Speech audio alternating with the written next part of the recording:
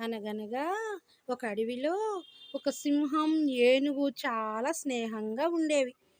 సింహం చిరాకులో, కోపంలో ఉన్నప్పుడు ఏనుగు తన తమాషా అయిన మాటలతో సింహాన్ని సంతోషపరుస్తూ ఉండేది. ఉత్సాహంగా, ఆనందంగా ఏనుగు తన మాటలతో సింహానికి చాలా ఆనందాన్ని ఇచ్చేది. వాళ్ళ స్నేహం అలా కొనసాగుతూ ఉంది. అప్పుడప్పుడు సలహాలు, సంప్రదింపులు కూడా ఉండేవి. సింహానికి ఏదైనా విషయం దగ్గర ఏదైనా సమస్య పరిష్కారం కావాలంటే ఏనుగుతో సంప్రదించేది. అలా చేయాలి, ఇలా చేయాలని అనుకుంటున్నాను. ఎలా ఉంటది? నువ్వైతే ఏం చేస్తావు? నీ సలహా ఏంటి? అని సలహాలు, సంప్రదింపులు కూడా చర్చించుకునేవాళ్ళు. అలా వాళ్ళు స్నేహంగా ఉండేవాళ్ళు. ఒకరోజు ఏనుగు దగ్గరికి సింహం వచ్చింది నవ్వుకుంటూ. "ఏం ఏనుగు, ఏంటి సంగతులు, ఎలా ఉన్నావు? ఏంటి మన గురించి ఏమనుకుంటున్నారు?" అంది. మిగిలిన వాళ్ళందరూ మన గురించి ఏమనుకుంటున్నారో చెప్పాలా నీకు అని నవ్వుతూ, ఏమంటారు, పెద్ద పర్వతం పక్కన చిన్న చిట్టెలుకలా వీరి స్నేహం అంటున్నారు అని పకాపకా నవ్వింది ఏనుగు. సింహం కూడా నవ్విద్దనుకుంది. కానీ సింహానికి బాగా కోపం వచ్చింది. ఏంటి, నువ్వేమో పర్వతం, నేను చిట్టెలుక, ఏమనుకుంటున్నావు? నేను ఈ అడవికి మృగరాజుని, ఎవరి దగ్గర ఎలా మాట్లాడాలో తెలియట్లేదా అని బాగా కోపంతో, బాగా అమ్మో అని చెప్పేసి ఏనుగు కూడా భయం వేసి సైలెంట్ అయిపోయింది. మృగరాజుకి అంత కోపం వస్తుందని ఏనుగు ఊహించలా.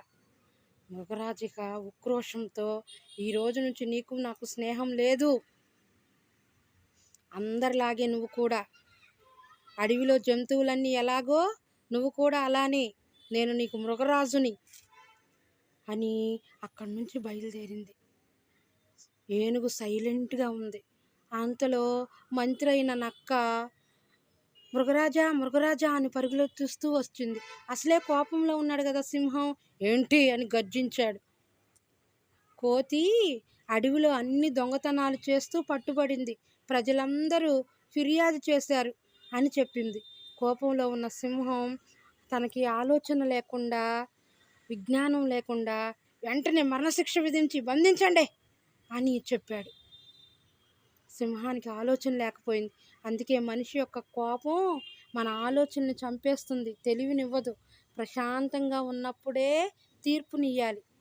సింహం ఏం చేయాలి? ముందు ఆలోచించాలి. కోతి ఏం దొంగతనం చేసింది, అది చిన్న తప్ప పెద్ద తప్ప, ముందు బంధించండి, తర్వాత శిక్ష విధిద్దాం అని చెప్పాలి.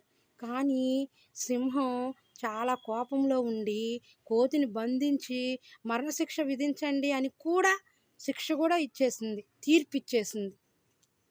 సరే, సైనికులు భటులు వచ్చారు, కోతిని బంధించారు, చెరసాలలో ఉంచారు. ఈలోపు కుందేలు, చాలా చిన్నది కదా కుందేలు. కుందేలు అంటే అందరికి ఇష్టమా కాదా?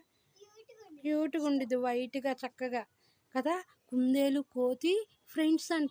చెట్ల మీద ఉన్న ఫ్రూట్స్ని ఆ కొమ్మ మీద నుంచి ఈ కొమ్మ మీదకి అటు ఇటు జారవేస్తూ ఫ్రెండ్స్ అయ్యాయి. అయితే కుందేలు కోతిని చూడటానికని వచ్చింది. కోతి అంది, నా కుటుంబం అంతా ఎలా ఉంది, నా పిల్లలందరూ ఎలా ఉన్నారు, వాళ్ళకి ఆహారం ఎలా, కుందేలు నాకు ఒక సహాయం చేయవా, నా కుటుంబాన్ని బాగా చూసుకో అని దిగులుగా కూర్చుంది చెరసాల్లో, జైల్లో. అప్పుడు కుందేలు, ఏంటి కోతి ఎలా ఉన్నావు అని అడిగింది. నాకు ఒకసారి నా కుటుంబాన్ని చూడాలని ఉంది కుందేలు అంది. కుందేలుకి జాలి వేసింది. ఒక పని చేయి, ఉరిశిక్ష వేసిన వాళ్ళకి చివరి కోరిక ఉంటుంది. ఉరి తీసేటప్పుడు నీ చివరి కోరిక ఏంటి అని అడుగుతారు. నువ్వు వెళ్ళి రాజుగారి దగ్గరికి వెళ్ళి, అయ్యా నాకు ఒక చివరి కోరిక ఉంది, నా కుటుంబాన్ని ఒకసారి చూడాలి, మాట్లాడాలి, వారి యోగక్షేమాలు కనుక్కొని మరలా వస్తాను, అప్పుడు నాకు శిక్ష విధించండి అని చెప్పింది. అప్పుడు రాజుగారు కోపంలో ఉన్నారు కదా. కొన్ని రోజులు గడిచింది, అయినా సరే ఆ చిరాకు నుంచి బయటికి రాలా. ఎందుకంటే మంచి స్నేహాన్ని కోల్పోయాడుగా. సలహాలు సంప్రదింపులు ఉండేవి, మంచిగా నవ్వుకునేవాళ్ళు, సరదాగా గడిపేవాళ్ళు. ఫ్రెండ్ని కోల్పోయాడు, ఏనుగుని. ఏనుగు దగ్గరికి వెళ్ళట్లా. అదే కోపంలో, ఒంటరితనంలో ఉండి, చిరాకులో ఉండి, ఏంటి ఏలో అన్నారు. అప్పుడు కుందేలు వెళ్ళింది. రాజా, చివరి కోరిక తీర్చడం సమంజసమే. మీకంత అనుమానంగా ఉంటే కోతి మరలా తిరిగి రాదు అనుకుంటే దాని స్థానంలో నేనుంటా. నా స్నేహానికి నేనిచ్చే కృతజ్ఞత ఇది. కోతి నా యొక్క స్నేహితుడు. తన కష్టకాలంలో నేను ఆదుకోవాలి కదా! ఈ చిన్న అవకాశాన్ని కల్పించండి అని చెప్పింది. సరేనని రాజుగారు ఆలోచించి, ఆ సమయానికి కోతి రాకపోతే నీకు మరణశిక్ష విధిస్తాను, నిన్ను ఉరి తీస్తాను అని చెప్తాడు. కుందేలు ఓకే అంది. కోతి వెళ్ళింది. తన కుటుంబాన్ని చూసింది, యోగక్షేమాలు కనుక్కుంది, అంతా అయిపోయింది. ఇంకా కోతి వచ్చే సమయంలో కొంచెం లేట్ అయ్యింది. ఈలోపు మరణశిక్ష విధించే సమయం వచ్చేసింది. అందరూ కోతి రాలేదు కాబట్టి కుందేలు నీకే మరణశిక్ష, నీకే, నువ్వే సిద్ధంగా ఉండు అన్నారు. కుందేలుకి చాలా సంతోషం వేసింది. అయ్యో అనవసరంగా వచ్చి ఇరుక్కున్నానే, వీడు ఇలా చేస్తాడని అనుకోలేదే, అయ్యో నాకు మరణశిక్ష విధిస్తున్నారే, నాకు ఉరితీస్తున్నారే, నన్ను ఉరితీస్తున్నారే అని ఏ రోజు బాధపడలా. నాకు ఎటు కుటుంబం లేదుగా, కోతిబావ కుటుంబం ఉందిగా, కోతిబావ సంతోషంగా కుటుంబంతో గడుపుతాడులే, నేను చనిపోయినా పర్లేదు, నా ఫ్రెండే కదా కోతి అని సంతోషించాడు. కానీ ఈలోపు పడుతూ లెగుతూ పరుగులెడుతూ కోతి వచ్చింది.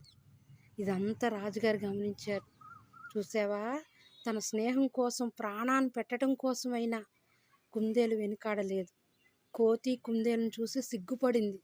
మృగరాజు ఆ సింహం ఏం చేసిందంటే సిగ్గుపడింది. నన్ను ఏమీ అనలేదు ఏనుగు, ఏదో సరదాగా 2 మాటలు మాట్లాడింది. నేను సంతోషించి నవ్వుతానని, ఉత్సాహంగా ఉంటానని, ఆనందపడతానని, కాసేపు సరదాగా మాట్లాడుకుందామని. ఈలోపే నేను తొందరపడ్డాను, స్నేహాన్ని వదులుకున్నాను. నిజమైన స్నేహం అంటే ఆపదలో ఆదుకుంది. కుందేలు కోతికి తోడుగా ఉంది. నేను చిన్న విషయానికే కోప్పడి దూరం చేసుకున్నా. నిజమైన స్నేహం ఇది కాదు. కుందేలు కోతిదే నిజమైన స్నేహం. నేను కూడా నిజమైన స్నేహాన్ని ఉంచుకోవాలి అని చెప్పి ఏనుగు దగ్గరికి వెళ్ళి, మిత్రమా నా తొందరపాటుకి నన్ను మన్నించని ఇద్దరు స్నేహంగా ఉన్నారు. ఈ రోజు నుంచి మన ఇద్దరం ఫ్రెండ్స్ అనుకొని ఉరిశిక్ష రద్దు చేసి కోతిని కుందేలను కూడా వదిలేశారు. కోతి తన కుటుంబంతో, తన స్నేహంతో, తన ఫ్రెండ్తో సంతోషంగా గడిపింది. కాబట్టి పిల్లలు మనం ఏం అర్థం చేసుకోవాలి, స్నేహంలో తొందరపాటు పనికిరాదు. వాళ్ళ తప్పులను కూడా మన్నించాలి, అర్థం చేసుకోవాలి, క్షమించాలి, స్నేహంగా ఉండాలి, సంతోషంగా గడపాలి. కాబట్టి ఫ్రెండ్షిప్లో కోపడవచ్చా, కోపం రావచ్చు, కానీ ఆలోచించి స్నేహాన్ని కొనసాగించాలి. తప్పా ఒప్పా అని చెప్పేసి మన ఫ్రెండ్తో మనం చర్చించాలి. అలా అనొద్దు, ఇలా చేయకూడదు అని, తప్పెవరిది అని ఆలోచించి నిర్ణయం తీసుకోవాలి. కాబట్టి ఫ్రెండ్షిప్ ఎంతో విలువైనది, దాన్ని కాపాడుకోవటానికి మనం ప్రయత్నించాలి, అంతేగాని విడిపోకూడదు.